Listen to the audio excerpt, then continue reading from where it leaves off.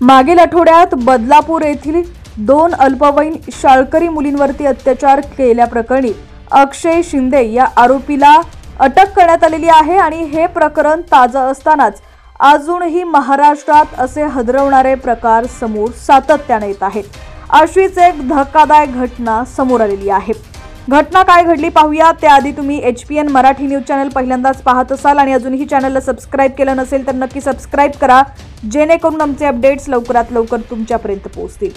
तर राज्यात एकामागून एक अत्याचार आणि बलात्काराच्या घटनेचं सत्र सुरूच आहे। बदलापूरमधील 4 वर्षीय चिमुकलीवर अत्याचाराची घटना ताजी असतानाच लातूरच्या औसा तालुक्यातही अत्यंत संतापजनक घटना घडली आहे। इथे एका 70 वर्षीय वृद्ध महिलेवर बलात्कार करून तिची हत्या करण्यात आल्याची घटना घडली आहे। या घटनेनंतर मोठा संताप व्यक्त करण्यात येतोय।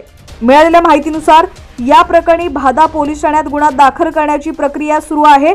तसंच या प्रकरणी पोलिसांनी 31 वर्षीय आरोपीला अटक केली आहे। या घटनेबाबत अद्याप अधिक माहिती मिळू शकलेली नाहीये। पोलीस या प्रकरणी अधिक तपास करत आहेत।